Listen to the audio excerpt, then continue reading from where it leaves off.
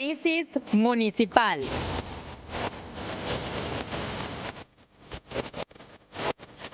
Movida política.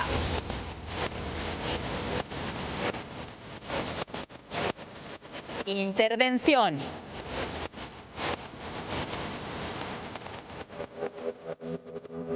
¿Se logrará la estabilidad en el este?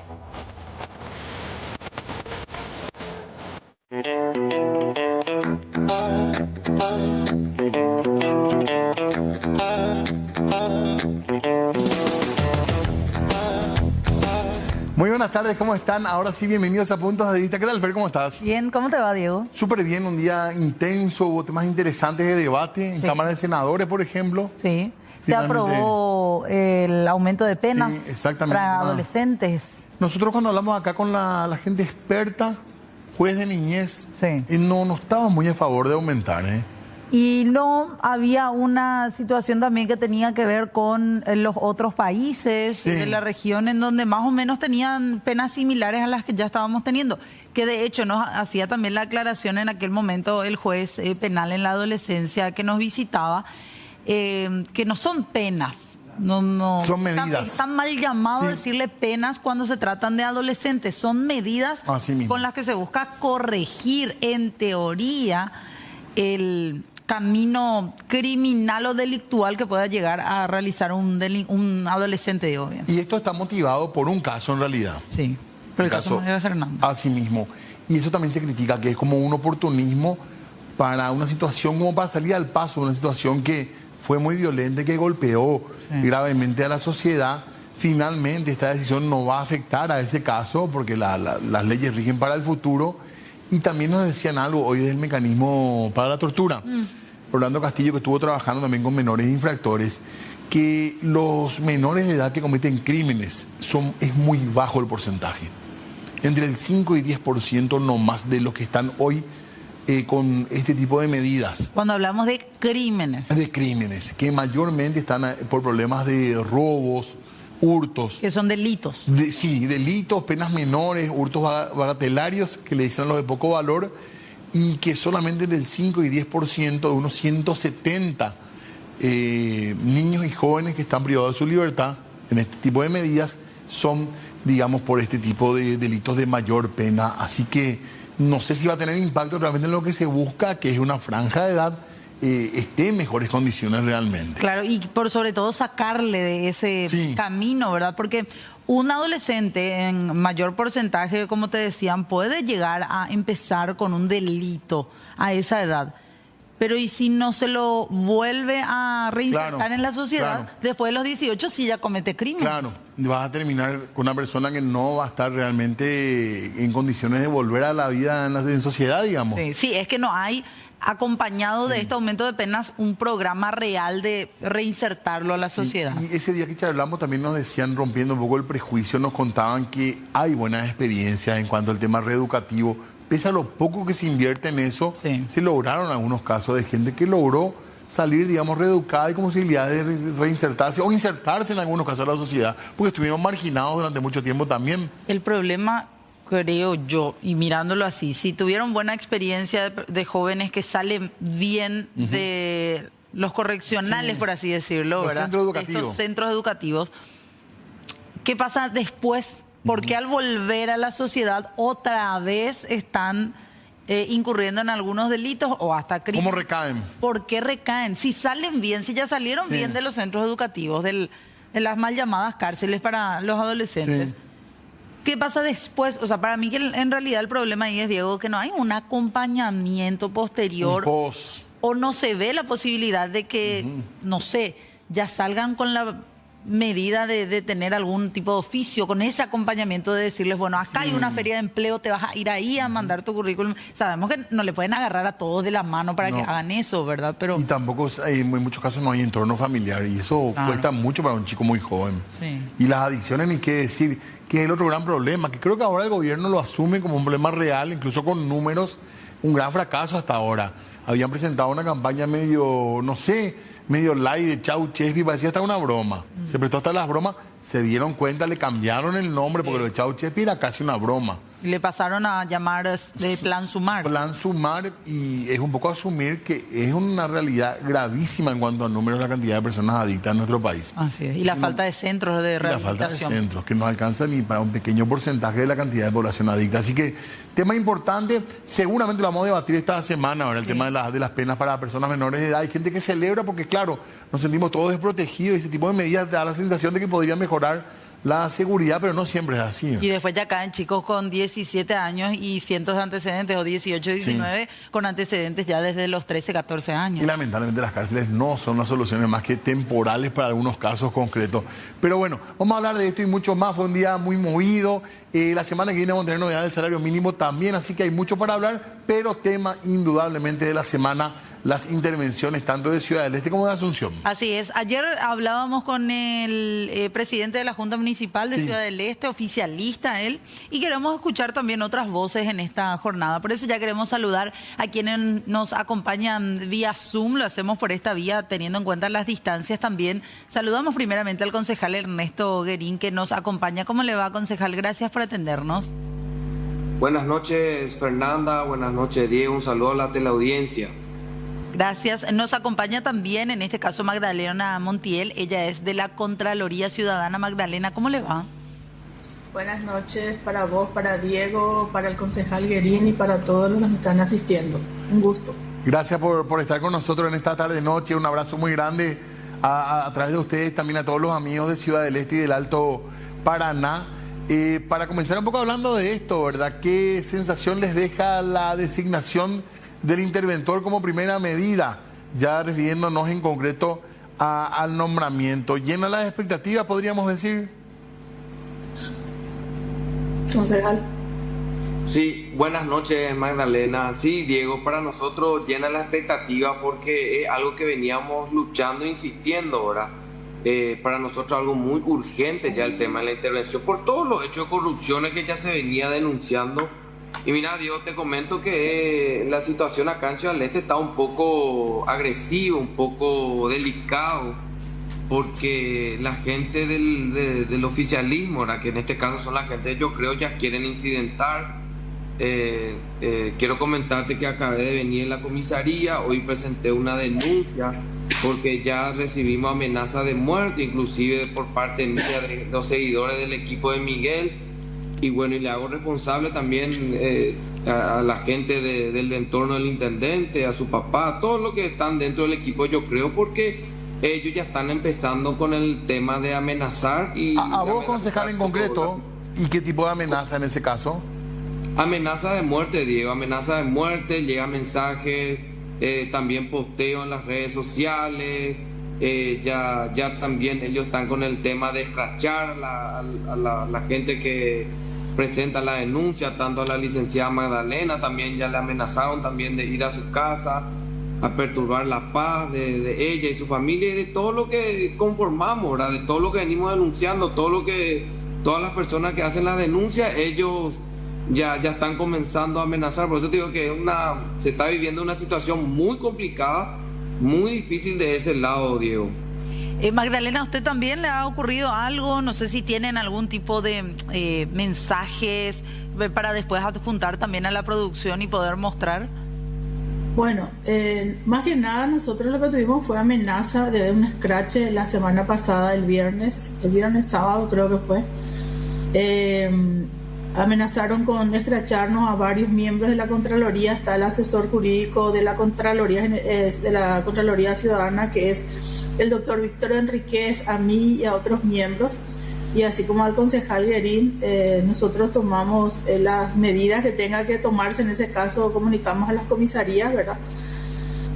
Pero no pasó nada, hasta ahora por lo menos no. Sí, nosotros recibimos bastante, digamos, ofensas de parte de los seguidores del intendente, especialmente en las redes sociales. Yo particularmente trato de no opinar mucho en las redes porque justamente hay una turba de trolls ahí que empiezan a ofenderle a uno. Mis compañeros sí de la Contraloría Ciudadana son bastante vamos a decir, generalmente hablan de que nosotros somos pagados por el cartismo, o somos a favor de Zacarías Irún, o estamos trabajando para el Partido Colorado, cosa que no es cierto, ¿verdad? ¿No hay ningún tipo de vínculo o interés desde ese punto, desde ese aspecto, Magdalena, que ellos mencionan? No. En realidad ellos lo que lanzan es una narrativa, porque nosotros como Contraloría Ciudadana venimos trabajando hace bastante tiempo. Yo particularmente formé parte del equipo interventor de la intervención de Sandra Magleo. Yo fui la que asesoré a la Junta en su momento, la que elaboró el pedido de intervención, la que elaboró la minuta de pedido de intervención de la Junta a la Junta Municipal, y acompañé a la Junta Municipal en su momento cuando estaba conformado el famoso G7, que era la oposición de lo que era a la gente de los Zacarías en ese momento. Después trabajé bastante con la doctora Carolina Llanes en el equipo de intervención, y a partir de ahí entré a la municipalidad como asesora a Miguel Prieto. Él me solicitó entrar porque tengo mucha experiencia en el tema municipal, pero después me salí de la municipalidad, digamos que ya no continué con mi contrato. Evidentemente ya ellos tenían otras formas de trabajar que a mí ya no me gustaba. ¿Qué, por ejemplo, Magdalena? ¿Algún internismo? Y desde el principio, imagínate que nosotros en el 2019 empezamos y ya habían, la primera gran denuncia que se había hecho fue justamente por la Costanera. Ese proceso llamado licitación empezó en el 2019, cuando él ya era intendente nuevo, digamos, hacía casi 6 meses nomás que él estaba como intendente, y ya empezó con todo lo que era usar el mismo esquema que usaban las Zacarías, direccionar las contrataciones, usar el tema de el que ahora, uno de los puntos que ahora se cuestiona y que forma parte de la fundamentación de la intervención, es el tema de las comisiones vecinales. El mismo esquema que se usó en la época de los Zacarías, ellos empezaron a utilizar. Y posteriormente, ya en el 2020, fuera de la municipalidad, yo como Contraloría Ciudadana, porque en realidad yo estaba como coordinadora de la Contraloría Ciudadana en el 2018, y a partir del 2020 ya empezamos a recibir nosotros denuncias, empezamos a investigar justamente con mis compañeros. Todos los compañeros que conformamos la Contraloría Ciudadana somos gentes que, si bien, digamos, cada uno de acuerdo a su preferencia milita uno u otro partido, ¿verdad? Somos de diferentes partidos, no tenemos ninguna vinculación con ninguna fuerza, digamos, republicana. O sea, nosotros no estamos asociados a ningún partido político directamente. Entendemos que ellos están enojados porque ellos se consideran oposición, y lógicamente cuando uno les critica, automáticamente es: si no estás conmigo, estás contra mí, pues si estás contra mí, sos del Partido Colorado, cosa que es totalmente mentira. Nosotros les desafiamos a ellos a que demuestren nuestra vinculación con el Partido Colorado. Sí, acá por ejemplo el concejal Ernesto Guerín, que es uno de los que hace la oposición dentro de la Junta hoy en día, él sí varias veces se acercó a nosotros porque nosotros hicimos varias denuncias ya. Entonces, por ese lado, pero particularmente Magdalena, nosotros no... Sí. Perdón, si podrías explicar un poco más lo de las comisiones vecinales también, pero en general pregunto, ¿crees que Miguel Prieto llega a acumular el mismo poder que tuvo, por ejemplo, Sandra Zacarías para manejar como manejó ella Ciudad del Este durante todos los años que estuvo en la intendencia? En realidad Sandra Magleo estuvo en la intendencia 2 periodos prácticamente, pero Miguel Prieto, el volumen de recursos que Miguel Prieto utiliza, o sea, que tiene hoy en día, es prácticamente el doble de lo que tenía Sandra Magleo, ¿verdad? El sistema, el modus operandi de los Zacarías es el mismo, o sea que no hay absolutamente ninguna diferencia. La única diferencia que hay con los Zacarías es justamente no ser del Partido Colorado, ¿verdad? Pero después el resto, operativamente dentro de la institución municipal, es la misma cosa. Concejal, es el mismo prebendarismo, todo. Concejal, que para usted o para vos, concejal, es lo más grave y que hay que dar a conocer a la ciudadanía que no es del este y que no está al tanto de lo que está pasando en la zona de Alto Paraná? Y mira, Diego, son varios los motivos, ¿verdad? Más que nada, justamente estaba comentando que ayer le entrevistaste al presidente de la Junta, ¿verdad? Que es Sebastián Martínez, ¿verdad? Y justamente Sebastián Martínez, la Contraloría Ciudadana, le hizo una denuncia por el tema de nepotismo. Su señora es funcionaria de la municipalidad. Todos los funcionarios, o sea, todos los concejales hoy del oficialismo, incluyendo a la concejal liberal María Portillo, que es la hermana, es diputado, dicho sea de paso, Carlos Portillo es un planillero en la municipalidad. La mayoría tienen parientes dentro de la municipalidad. Y él reconoció, el intendente mismo reconoció al aire en televisión nacional el tema de nepotismo, ¿verdad? Eso es uno de los puntos y eso no está en el punto de la intervención. Hay muchísimo, el tema de los buses eléctricos, el tema de la planta asfáltica. Mira que yo no estoy en contra de que Ciudad del Este tenga buses eléctricos o planta asfáltica. No, el tema es el sobrecosto que va con lo que lleva eso, ¿verdad? Porque en su momento nosotros le habríamos recomendado al intendente, en vez de comprar 20 buses eléctricos, que cada bus eléctrico sale más o menos 400 a 450 mil dólares cada uno, podíamos comprar, en vez de 20, podíamos comprar 80 buses a motor, carrocería Marco Polo, marca Mercedes-Benz, 0 kilómetros, y íbamos a tratar de solucionar. Y funcionan, concejal, perdón que te interrumpa, concejal, esos ómnibus andan normalmente, se puede tomar, si yo me voy a Ciudad del Este por la mañana, ¿voy a poder tomar uno de esos colectivos eléctricos o no voy a poder tomar? Sí, de hecho sí, están funcionando sus buses eléctricos, Diego.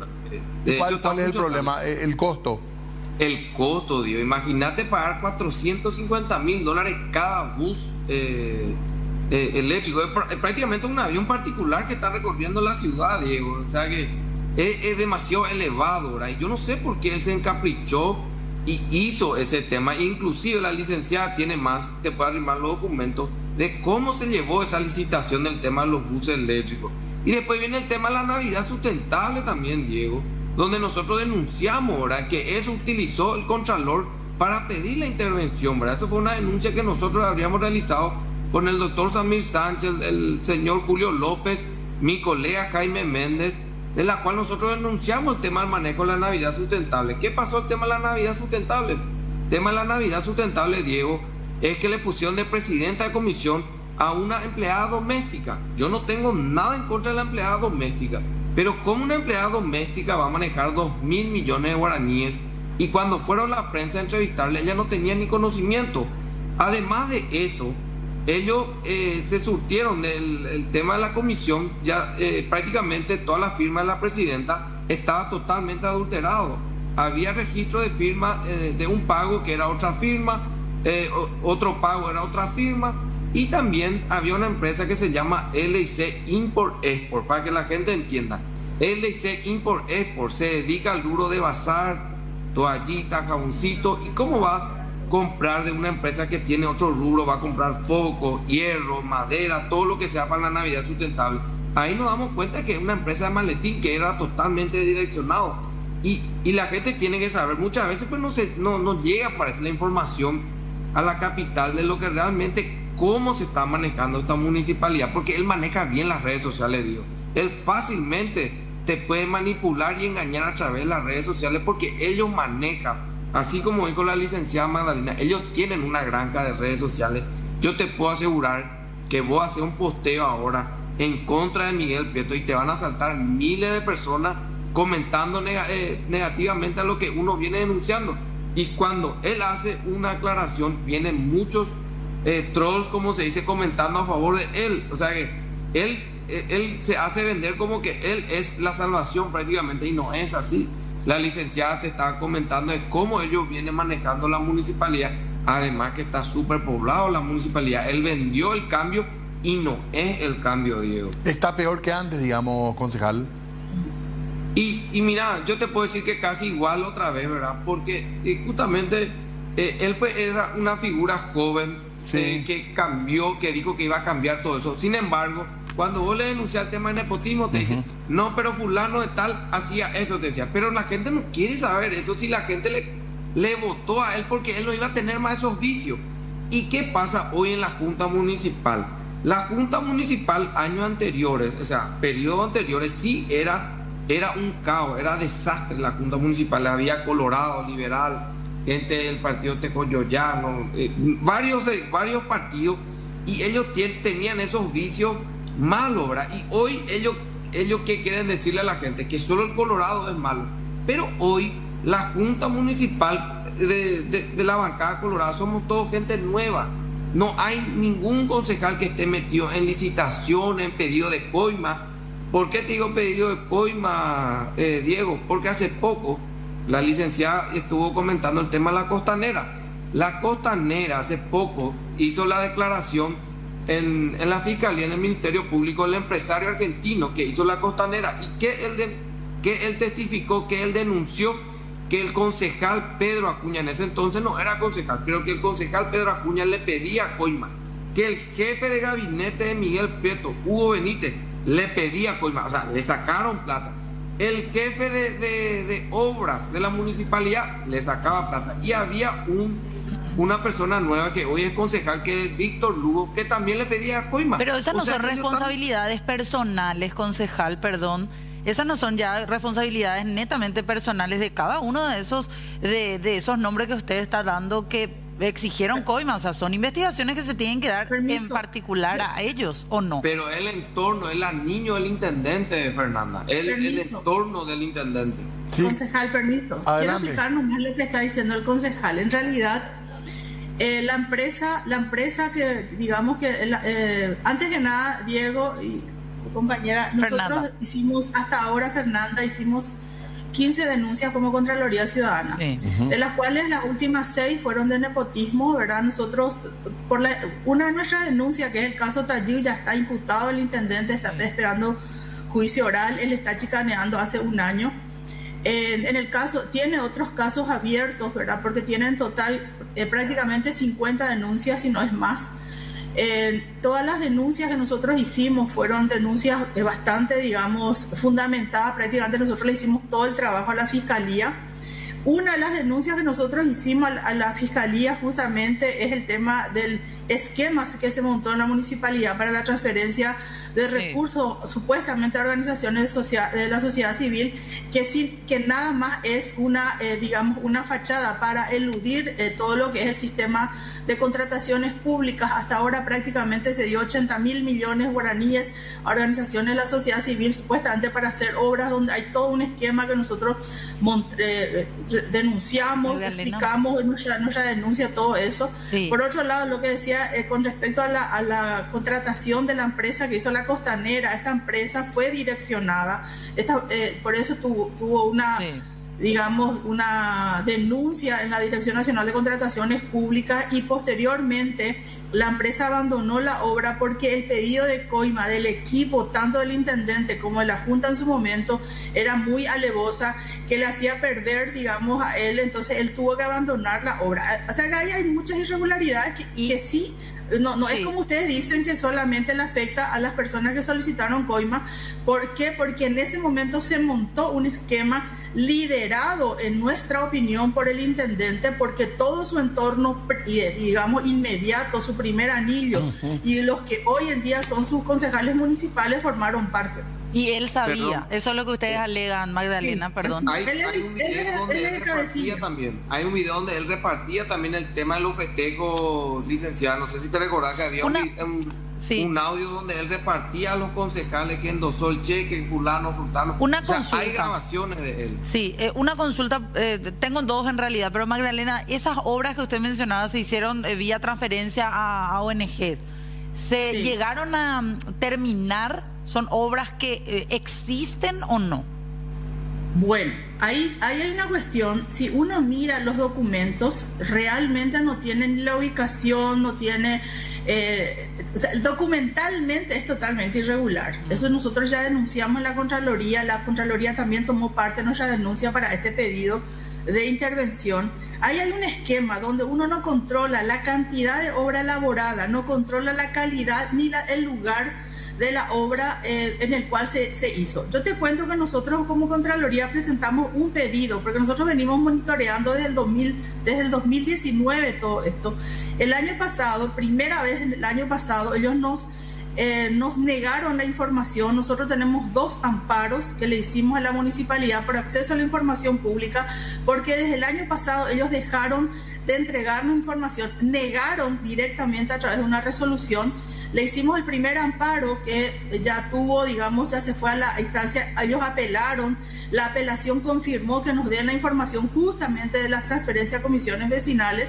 Ahí está todo el esquema, hay dos tipos de transferencias de capital y transferencias corrientes, que es para los festejos, como el caso de Navidad Sustentable, que es toda una farsa, porque en realidad ellos hicieron un esquema como que le dieron el dinero a una comisión y en realidad utilizaban funcionarios públicos para elaborar todos esos adornos navideños. Magdalena. Los mismos funcionarios públicos elaboraron y entregaron.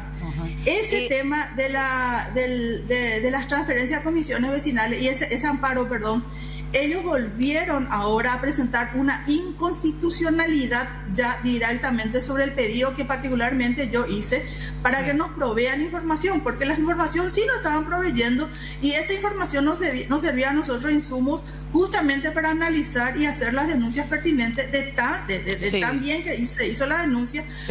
Ya hay una imputación y hay varias investigaciones que el Silvio Corbetta está teniendo en mano, ¿verdad?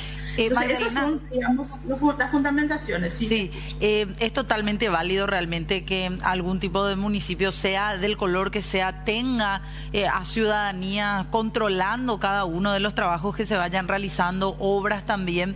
Pero del otro lado lo que dicen es, y para ir cerrando nada más esta consulta también, mencionan que la Contraloría, o sea, el trabajo que ustedes han hecho, han denunciado, la Fiscalía está investigando y eso sigue su curso normal. Pero lo que denuncian desde el equipo de Prieto es que todas esas denuncias que después toma o documentos que toma la Contraloría, ellos han respondido con otras documentaciones que la Contraloría no tuvo en cuenta. Eso es lo que ellos alegan también para decir no tiene sustento el pedido de intervención, fuera de todo lo que es la denuncia penal que ustedes han hecho. En realidad, Fernanda, si me permitís, el pedido de intervención de la Contraloría General de la República es similar al pedido de intervención que se hizo en la época de los Zacarías. El primer punto del pedido de intervención que hace la Contraloría, o sea, que fundamenta la Contraloría al Poder Ejecutivo para solicitar la intervención, es justamente el uso del impuesto inmobiliario. Yo te digo porque yo elaboré el informe o el dictamen para la presentación en el Ministerio del Interior en aquel momento. Y el primer punto también era el impuesto inmobiliario. En ese momento nosotros le habíamos denunciado a Sandra Magleo Zacarías que no había utilizado 36.000 millones donde decía la ley que tenía que usar, que es en inversiones. Ese mismo argumento, o sea, ahí está la incoherencia, digamos que el mismo argumento que usamos nosotros en el 2018 para solicitar la intervención es lo que usa la Contraloría General de la República hoy en día para, digamos, solicitar la intervención de Miguel Prieto. Tres o cuatro puntos sí tienen relación con impuesto inmobiliario. Pero a lo que voy es que ellos contestaron con documentos que no tuvo en cuenta la Contraloría. Es que no está contestado. ¿Por qué? Porque ellos no pudieron demostrar que efectivamente esos recursos se utilizaron donde la ley exigía que se utilice. ¿Me entendés? Sí. Ellos pudieron haber presentado la ejecución presupuestaria, que ese dinero se utilizó, pero en este caso, y conste que el pedido de intervención, o sea, el punto, la observación que hace Contraloría en su momento es solamente de 42.000 millones, porque es del 2019 al 2022. ¿verdad? Sí. Nosotros tenemos, desde la Contraloría Ciudadana, nosotros tenemos estudiado hasta el 2024 el desvío, digamos, del uso de los recursos, ya es 71.000 millones hoy. O sea que si entra mañana o el lunes el interventor y empieza a analizar y corrobora, como en aquella oportunidad corroboró la doctora Carolina Llanes, solamente en el tema del impuesto inmobiliario, hoy en día, digamos, el motivo, digamos, de la intervención está plenamente justificada. En ese sentido, yo entiendo que ellos dijeron que ellos presentaron todo, pero ellos no fundamentaron por qué no se utilizó ese recurso donde tenía que, digamos, utilizarse según lo que dice la ley 5.513. Y por otro lado también lo que menciona la Contraloría General de la República en su informe con respecto al esquema que se utilizó, especialmente, y toma para su fundamentación solamente una denuncia que es Navidad Sustentable. Y Navidad Sustentable 2.0, porque Navidad Sustentable lleva 3 ediciones. Sí. La primera edición es mucho más desastrosa que la primera edición. Y hay muchas otras organizaciones. Y no son dinero, no son unos 50 millones, son 2.000 millones guaraníes que se transfiere a una comisión que ni siquiera toca un guaraní de ese dinero. Ese dinero administran los propios funcionarios de la municipalidad. Y eso es lo que establece eso es grave y eso es irregular. Por más que no quieran entender, por más que ellos lógicamente, así como nos atacan a nosotros, que nosotros somos partidarios de un partido, sin demostrar absolutamente ninguna prueba, lo mismo. En el caso, por ejemplo, ellos hacen una narrativa, o sea, verbalmente ellos dicen que ellos entregaron toda la documentación, pero en realidad no está fundamentada por qué desviaron esos dinero a los fondos que tenían que ser utilizados. Magdalena. Bueno, entonces, esa es la cuestión. Sí. Muchas gracias por el tiempo, el concejal Guerín también, muchas gracias por el tiempo. Nosotros seguiremos hablando del tema, por supuesto, lo haremos también completo cuando nos dé la oportunidad, pero queríamos escuchar un poco a ustedes cómo les caía el nombre de la intervención y las expectativas que hay. Así que muchas gracias por el tiempo y seguimos conversando. Muchas gracias a ustedes, a las órdenes. Gracias, Diego. Gracias, Fernanda. Muy amable, muchas gracias. Los esperamos también en cualquier momento aquí en piso, cuando estén por Asunción, para poder ahondar más detalles también de todas estas denuncias, el fondo del motivo también de la intervención al municipio de Ciudad del Este. Ramón Ramírez era el apellido del interventor Ramón Ramírez, que todavía no ha ido hasta la sede de la municipalidad. Seguramente lo hará en los próximos días, al igual que Carlos Pereira en Asunción. En Asunción. Hacemos una breve pausa nosotros. Ya volvemos. Seguimos con más aquí en Puntos de Vista y tenemos que hablar de Hugo Javier González, el exgobernador del Departamento Central, en la causa sobre lesión de confianza, donde el exgobernador de Central está acusado por un perjuicio de 18.300 millones de guaraníes. Uno de sus proveedores obtuvo como salida procesal la suspensión condicional del procedimiento. Se trata de Andrés Manuel Cubilla, quien durante un año se someterá a varias reglas de conducta. En su momento entregó millonarias facturas a la gobernación por trabajos y servicios no ejecutados. Hoy es, en este caso, beneficiado con una salida procesal.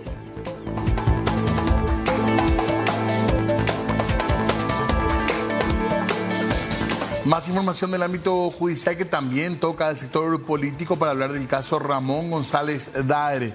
Se posterga otro de los juicios que tiene este hombre, que ya está condenado, recordemos, por usura.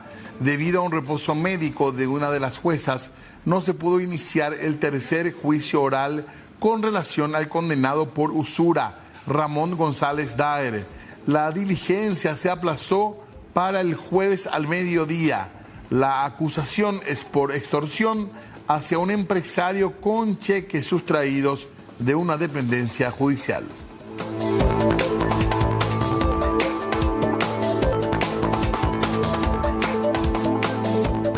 El Tribunal de Sentencia que juzga en este caso lo que tiene que ver con la investigación del exministro de la Secretaría de Emergencia Nacional, Joaquín Roa, y su amigo el empresario Alberto Couve Ayala, resolvieron mantener como prueba de la Fiscalía el procedimiento que derivó en la incautación de un yate de alto valor que habría sido o habría formado parte del acuerdo entre los hoy acusados. Couve supuestamente entregó dicha embarcación a cambio de ser beneficiado con licitaciones en la Secretaría de Emergencia Nacional.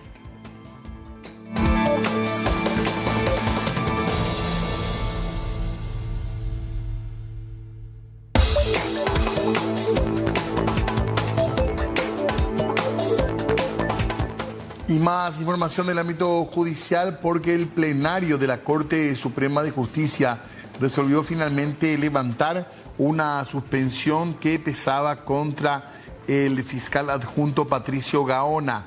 En la sesión plenaria, la Corte Suprema de Justicia resolvió levantar la sanción de suspensión aplicada en su momento al fiscal de la Unidad Adjunta de Central, Patricio Gaona. Este fue absuelto en un proceso ante el jurado luego de una denuncia por acoso sexual y mal desempeño de funciones.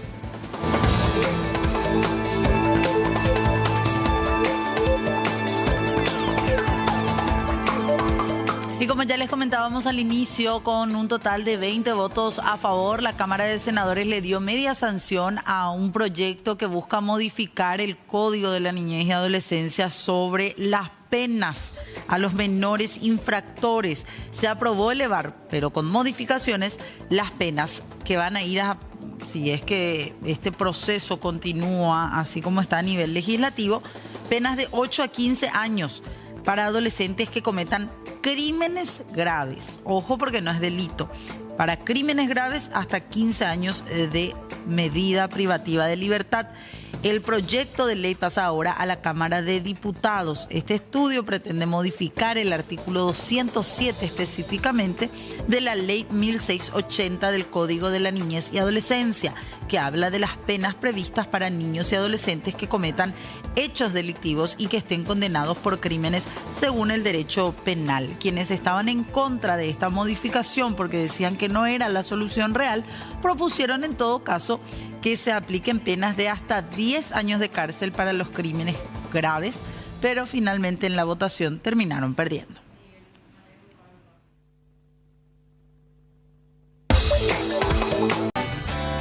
Muy bien, seguimos en Puntos de Vista, parte final, 17 grados, pero bajó un poco la temperatura, ¿eh? Y parece que va a seguir bajando, ¿eh? Y con la humedad se siente bastante. Y hay lloviznita también por lo que vemos por la cámara ahí de la antena del canal. Así que ustedes que ya tienen cierta edad tienen que cuidarse en estos momentos. Sí, las reumas, la artritis. Ese tipo de dolores. Y eso que te duele la rodilla porque va a llover. Sí, a mí no me pasa. Que dicen que son muy frecuentes a partir de cierta edad.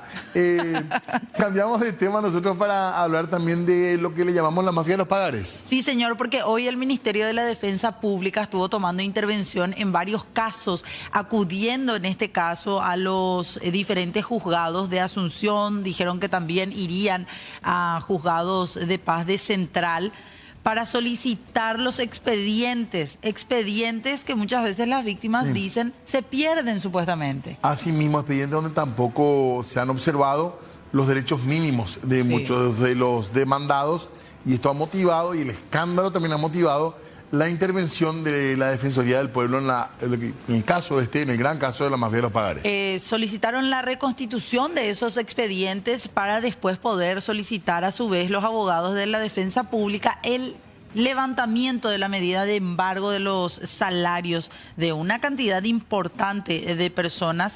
En una sola secretaría hablan de más de 50 expedientes extraviados. Y todos con las mismas características, digamos, y continúan los embargos. Sí, señor. Queremos escuchar lo que decía Edgar Ríos, defensor adjunto, y con esto nos vamos. La mayor problemática que tenemos nosotros de la mayoría de los usuarios que acuden a la defensa pública es que no se encuentran los expedientes. Entonces, la primera actuación que nosotros realizamos en ese momento es pedir la búsqueda y localización en los respectivos juzgados, en las respectivas secretarías, y una vez que no se encuentra se tiene que pedir la reconstitución del expediente. Eso es lo que vinimos a realizar hoy conjuntamente con todos los defensores civiles. Estamos presentando más de 50 pedidos de reconstitución en diferentes secretarías a fin de poder justamente avanzar, y conversamos también con los jueces pidiendo un poco de celeridad en los trámites, los cuales se encontraron bastante abiertos, porque sin un expediente es imposible suspender los embargos o pedir el levantamiento de los embargos o pedir la nulidad en los casos que realmente se violaron los derechos. El proceso de reconstitución incluye un pedido de informe que tiene que realizar el actuario de que se buscó y no se encontró el expediente. Luego se tiene que librar oficio a estadística, a los tribunales y a los archivos, y una vez que tenemos la respuesta a eso y si dicen que hay alguna resolución, nos envían y con eso se reconstituye. Hemos recibido el pedido de asesoramiento o intervención de más de 200 personas de manera directa en la Defensoría, y aparte tenemos con el trabajo interinstitucional que estamos haciendo también derivaciones de la Defensoría del Pueblo, que eso es un poco más de